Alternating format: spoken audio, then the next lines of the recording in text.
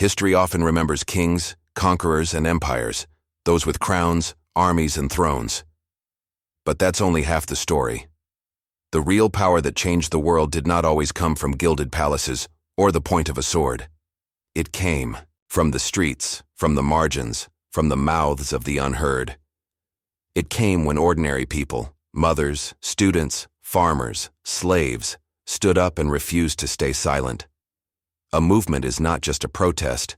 It is a pulse, a heartbeat that begins quietly in frustration or hope or pain and grows louder until it shakes institutions and topples beliefs. Throughout time, movements have been sparked by injustice, by dreams, by desperation. They have marched with placards, carried torches, whispered in hidden rooms, or screamed in city squares. But they all have one thing in common. They dared to say enough. Some movements erupted overnight, lighting up the world like wildfires. Others simmered for centuries, passed down like secret hymns. Some ended in glory, others in blood. But none of them left the world unchanged. When enslaved people rose in revolt, they forced the world to confront its own brutality. When women demanded the vote, they shattered centuries of silence. When colonized nations broke free from empires, they rewrote the maps and reclaimed their identities. When the youth took to the streets to fight for the planet, or when one person's truth spread through a hashtag, the world was reminded, you do not need a crown to create a revolution. This is the story of the most impactful movements in history, not just the events but the emotions behind them, the fear of speaking out, the courage to continue, the power of unity. It is the story of humanity at its most restless, most righteous, and most resilient. Because history doesn't just happen, it moves. And every time it moved forward, it was because people, often the least expected, pushed it. Before political doctrines and televised protests, before charters or declarations of independence, the first revolutionary sparks were philosophical and existential. They emerged not from grand palaces but from discontent, chaos, and the silent desperation of civilization in transition. Between 800 BCE and 200 BCE, across 4 distant regions, China, India, Greece, and the Middle East, a mysterious intellectual awakening occurred almost simultaneously. This was the Axial Age, named by philosopher Karl Jaspers, because it served as a turning point, the very axis on which human consciousness pivoted. In China, during the violent Warring States period, a man named Confucius stood amidst bloodshed and moral collapse. He preached order through virtue, not domination. His teachings, filial piety, righteous leadership, and moral integrity, weren't just ideas, but a complete reformation of society. For generations of Chinese emperors and scholars, Confucius became scripture, not just a man. Thousands of miles away in India, Siddhartha Gautama, a sheltered prince, left his palace and witnessed the agony of suffering. In a moment of profound clarity beneath a Bodhi tree, he became the Buddha and birthed a movement centered on inner peace, compassion, and the liberation from desire. His teachings were not commands, they were invitations to awaken. He didn't promise wealth or warlike glory, but release from suffering through the Eightfold Path. In Athens, a barefoot man named Socrates walked the marketplace asking uncomfortable questions. He challenged tradition, questioned the gods, and made the powerful uneasy with his relentless pursuit of truth. He drank poison rather than silence his beliefs, becoming a martyr for reason and inquiry. Through him, Western philosophy was born, fueled by logic, ethics, and the belief that even kings could be wrong. In each of these places, people began asking rather than obeying. These movements did not demand power, yet they undermined every throne, every temple, every tyrant, because they shifted the very foundations of thought. While thinkers changed minds, slaves changed history with their blood.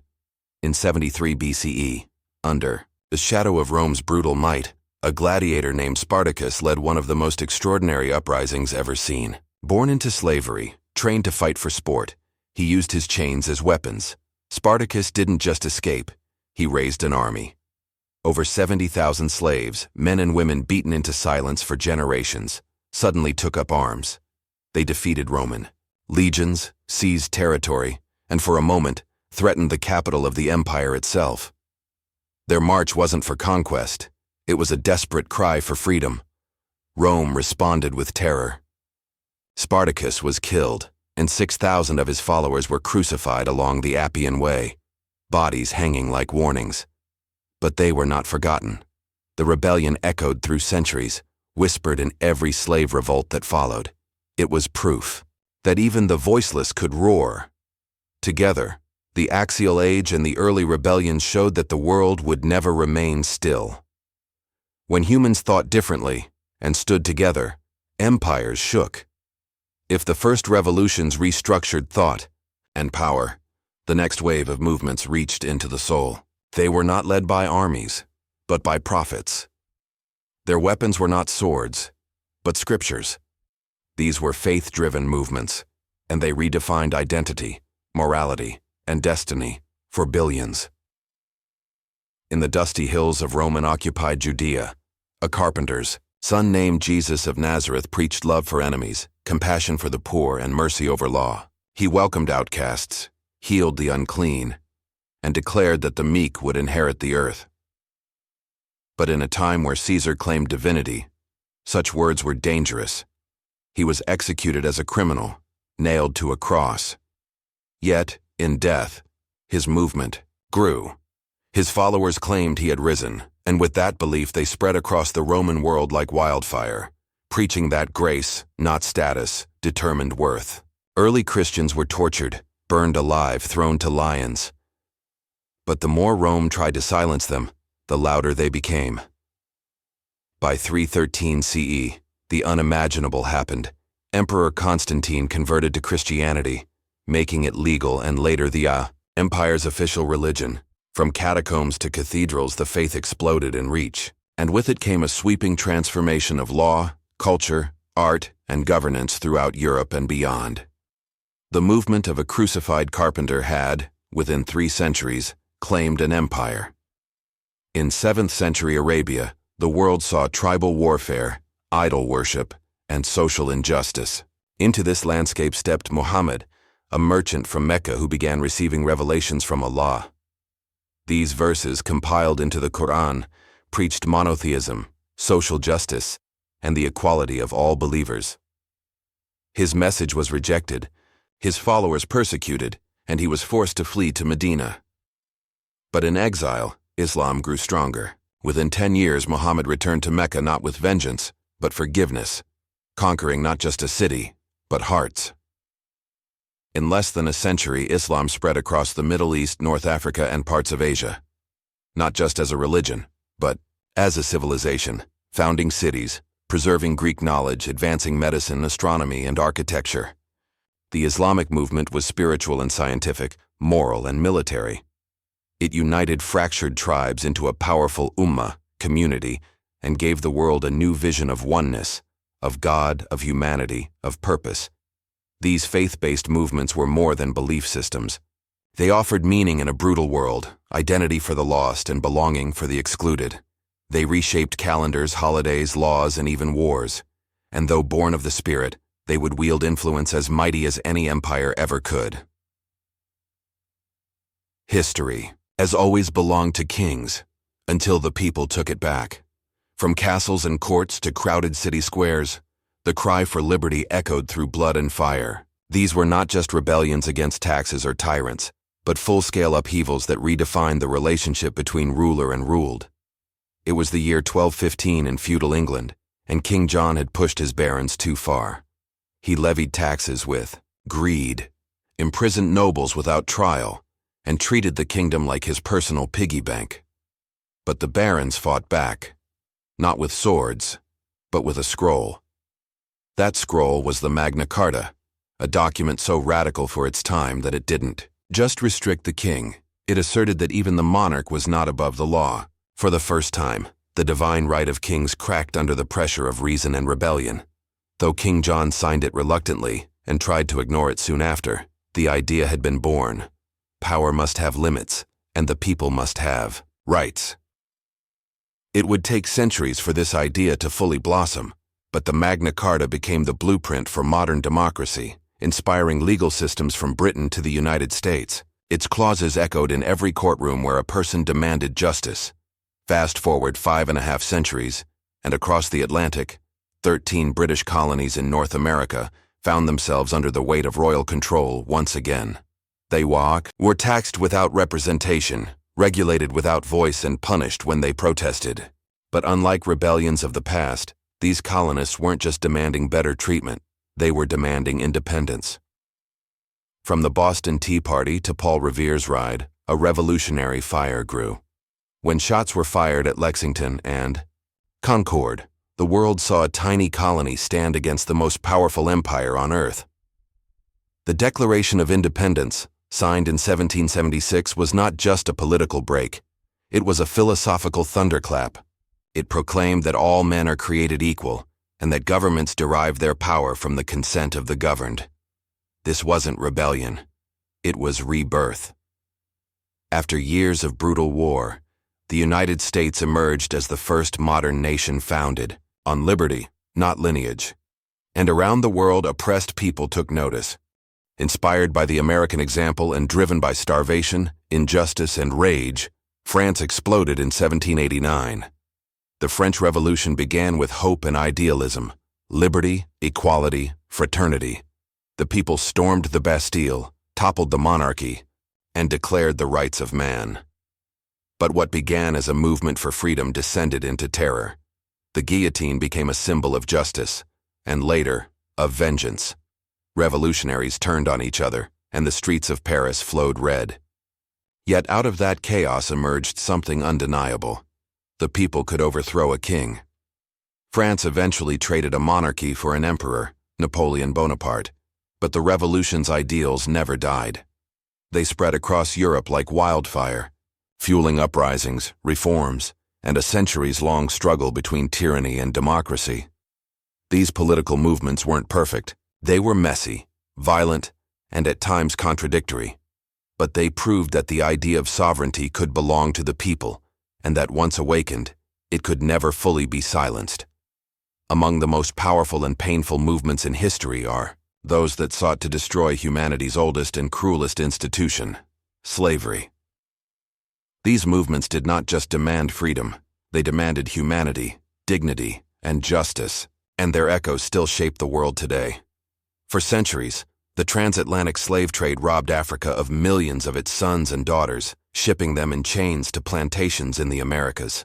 Families were torn apart, souls were brutalized, and entire nations were built on the backs of the enslaved. But even in chains, the enslaved resisted. In 1791, the island of Saint-Domingue, now Haiti, erupted in the only successful slave revolt in history. Led by Toussaint Louverture, former slaves defeated French forces and declared Haiti the first black republic. It was a miracle born of misery, and it sent shockwaves through every slaveholding nation. In Britain, activists like William Wilberforce led a relentless campaign, appealing to conscience and faith. Years of speeches, petitions, and resistance finally ended the British slave trade in 1807, and slavery itself in the empire by 1833. In the United States, voices like Frederick Douglass and Harriet Tubman refused to be silent. Douglass used his pen. Tubman used the Underground Railroad to lead hundreds to freedom. Slavery eventually collapsed under the weight of the Civil War, but only after rivers of blood and a president's assassination. The abolitionist movement did not end racism, but it dismantled the first wall. Almost a century after slavery's legal end in America, the descendants of the enslaved were still denied basic rights, segregated schools, whites-only signs, voter suppression, economic exclusion. It wasn't just a broken promise, it was an open wound. But again, the people rose. The 1950s and 1960s civil rights movement became a moral earthquake. In Montgomery, Alabama, Rosa Parks refused to give up her seat on a bus and set off a 381-day boycott. In Washington, D.C., Martin Luther King Jr. stood on the steps of the Lincoln Memorial and dared to dream aloud of justice. In Birmingham, peaceful children were met with attack dogs and fire hoses. In Mississippi, activists were murdered for registering voters. And in Selma, protesters were beaten for marching across a bridge named after a Confederate general. But they did not stop. Their courage forced laws to change. The Civil Rights Act of 1964, the Voting Rights Act of 1965. But more importantly, it forced a nation to look in the mirror. This movement wasn't just about laws, it was about souls. It told the world that dignity does not depend on skin color, that the dream of liberty cannot survive injustice, and that real power lies not in the hands of the few, but in the march of the many. For most of human history, the average laborer was invisible. The factories of the Industrial Revolution may have sparked innovation, but they were also machines that devoured the lives of the poor. Children as young as 5 were sent into coal mines. Women stood in front of looms for 12 hours a day. Men lost fingers, eyes, and lives with no compensation and no choice. This wasn't progress. It was exploitation painted as industry. By the mid-1800s, smoke-darkened cities like Manchester, Chicago, and New York were booming economically, but beneath their skylines was a growing sense of outrage. The workers, whose backs built the world, began to ask a dangerous question. Why not us? Out of these smoky streets emerged the labor movement, a force born from desperation and hardened by unity. Workers began organizing into unions, forming the first true collectives that demanded fair wages, safety standards, and the revolutionary idea of a weekend. It was the labor movement that first shouted, 8 hours for work, 8 hours for rest, 8 hours for what we will. In the U.S., events like the Haymarket Affair of 1886 and the Pullman Strike of 1894 turned Chicago into a battlefield. Strikers were beaten, imprisoned, or even killed, but they would not be silenced. In Europe, socialist and anarchist ideologies blended with labor activism, giving rise to political movements that challenged monarchies and capital alike. Women, too, fought on the front lines of labor. In New York's garment industry, young immigrant girls like those in the Triangle Shirtwaist Factory were burned alive when a fire broke out, and the exits had been locked to prevent breaks.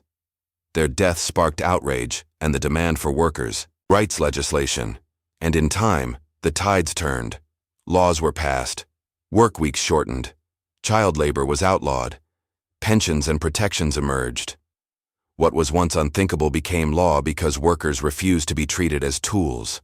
They proved that true power does not sit in boardrooms, it rises from the factory floor. The labor movement taught the world a vital truth. Progress without justice is just a new form of chains. For centuries, European empires painted the map of the world with their flags, their names, and their greed. The sun never set on the British Empire, but it burned hot on the backs of the colonized. Entire continents were ruled from across oceans. Resources were extracted. Cultures were erased. And for generations, resistance was punished with blood. But a storm was building, not of armies, but of awakening. India, the crown jewel of British imperialism, had long simmered with unrest. The rebellion of 1857, a bloody uprising led by Indian soldiers against British officers, shocked the empire, but it was brutally crushed. For years after, resistance went underground. Then came a man dressed in plain cotton, walking with a cane, who would change the world without ever raising a fist. Mohandas Karamchand Gandhi, known as Mahatma, the Great Soul, returned to India in 1915 with a revolutionary idea: non-violent resistance. He led peasants and princes alike in movements that broke laws without breaking skulls. In 1930, he walked 240 miles to the sea in the Salt March, defying a British monopoly on salt. Millions followed. His method was not merely political, it was spiritual warfare against injustice. Gandhi taught that a peaceful heart could defeat a violent empire. And by 1947, after years of protests, prison, and partition, India became free. It wasn't just the end of colonialism, it was the beginning of modern nonviolent revolution. Across the continent of Africa, independence came like thunder after a long drought. For generations, Africans had been treated as subjects, not citizens, ruled by foreign administrators who drew borders with rulers and spilled blood with impunity. But following World War II, something changed. African soldiers who had fought for European powers returned home with a new question. If we were good enough to die for freedom, why can't we live in it? In Ghana, Kwame Nkrumah led the charge, blending Pan-African pride with political urgency. In 1957, Ghana became the first sub-Saharan African country to achieve independence, a beacon for the entire continent. In Kenya, the Mau Mau Rebellion rose from the highlands, where freedom fighters fought British rule with both rifles and resolve. Though branded as terrorists by the empire, their defiance forced a reckoning and eventually liberation. In Algeria, one of the bloodiest independence movements raged against the French. Over 1 million Algerians died in an 8-year struggle, marked by torture, bombings, and civilian massacres. But in 1962, Algeria was free. One by one, nations shook off their colonial chains. Senegal, Nigeria, Uganda, Angola, Zimbabwe. Each step toward sovereignty was paved with the sacrifices of ordinary people who dared to believe in their own right to rule. As the 20th century ended and the 21st began, the world did not become calmer. It became louder. The battlegrounds of justice shifted. No longer limited to fields or streets, movements now surged through classrooms, television screens, and, eventually, the internet. These were movements of awareness, where truth became resistance and silence became complicity. By the 1960s, the planet had endured over a century of industrial abuse. Forests were vanishing, oceans choking, skies turning toxic. But it wasn't until the 1962 publication of Rachel Carson's landmark book Silent Spring that the world began to truly listen. Carson revealed how pesticides like DDT were not just killing insects, but poisoning ecosystems, birds, and even humans. Her book wasn't just science, it was a revolution in thought. This catalyzed a global environmental movement. In 1970, millions of Americans celebrated the first Earth Day, a civic earthquake that led to the creation of the Environmental Protection Agency, EPA, and landmark legislation. But the movement didn't stop at pollution, as scientists warned. Of climate change, the battle intensified. Melting glaciers, rising seas, and species extinction became impossible to ignore. Grassroots activists, conservationists, and later climate warriors like Greta Thunberg took to the streets and social media, calling out governments and corporations for their role in the looming planetary crisis. The environmental movement gave birth to green parties, global treaties like the Paris Climate Accord, and a generational shift in values. It taught the world that Earth is not our property, it's our responsibility. For centuries, LGBTQ+ individuals lived in shadows, criminalized, pathologized, and exiled from their own communities. But on June 28, 1969, the world changed. In Phi, New York City's Stonewall Inn, police raided a gay bar for the umpteenth time. But this time, the patrons, drag queens, trans women, gay youth, fought back. The Stonewall riots became a turning point. The following year, the first Pride March took place. From then on, the LGBTQ+ rights movement became unapologetically visible. In the 1980s and 90s, as the AIDS crisis devastated gay communities, activists responded with defiant urgency. Groups like ACT-UP and Queer Nation forced the media and government to acknowledge a tragedy they tried to ignore. It was activism driven by grief, fury, and love. By the 21st century, progress gained momentum. Same-sex marriage became legal in dozens of countries. Anti-discrimination laws were passed. Trans rights gained more visibility, and yet the fight continues, especially in places where identity still means danger. What makes this movement so impactful is not just the victories, it's the transformation of shame into pride, fear into freedom, and invisibility into unbreakable visibility. In the past, revolutions took years to build. In the 21st century, they could begin with a tweet. The digital age gave humanity a new weapon, the power of instant, global communication. And when this tool was placed in the hands of the oppressed, it became a force that no dictator, company, or system could completely control.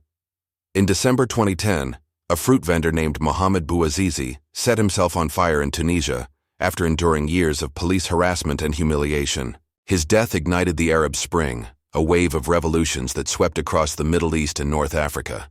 Fueled by social media platforms like Twitter and Facebook, protests erupted in Egypt, Libya, Syria, Yemen, and beyond. For the first time, authoritarian regimes were confronted by not just local crowds, but a global audience watching in real time. In Egypt, massive crowds filled Tahrir Square. In Tunisia, a dictator was overthrown in just 28 days. Libya descended into war. Syria spiraled into a devastating conflict. The dream of democracy was real, but so was the cost of confronting entrenched power. Though the outcomes were mixed, some nations fell into chaos. Others returned to dictatorship. The movement proved something revolutionary. Even centuries-old regimes could be shaken by the voice of the people, especially when those voices could reach millions with one post. In 2017, one hashtag broke a dam of secrets. Me Too, first coined by activist Tarana Burke, exploded after Hollywood producer Harvey Weinstein was exposed for decades of sexual abuse. Women, famous and unknown, began sharing their stories online. The effect was staggering. From film studios to factories, newsrooms to politics, the world confronted an uncomfortable truth. Sexual harassment and abuse were everywhere, and women had endured it in silence for generations. Executives were fired. Lawsuits were filed. Entire industries were forced to reckon with a culture of impunity. But beyond justice, the movement gave birth to something deeper: validation. Survivors realized they were not alone, and that solidarity had power. Me Too wasn't just a movement. It was a mirror held up to society, showing the ugliness behind the curtain and daring the world to do better. On May 25, 2020, a video went viral. George Floyd, a black man in Minneapolis, suffocated beneath a police officer's knee for over 9 minutes. His final words, "I can't breathe," echoed across the planet. The world erupted. Protests filled streets in all 50 U.S. states and in dozens of countries. The movement, known as Black Lives Matter, had begun years earlier after the death of Trayvon Martin. But Floyd's murder became the catalyst for a global reckoning. BLM exposed the deep roots of systemic racism, from police brutality to economic disparity. It wasn't just a cry for justice, it was a demand for transformation. Statues fell, policies shifted, corporations scrambled to respond, and for the first time in decades the world listened with more than pity, with intent. Black Lives Matter reminded the world that movements in the digital age don't fade. They multiply, they mobilize, and they humanize. It showed that the fight for justice is not over, but more connected, visible, and resilient than ever before.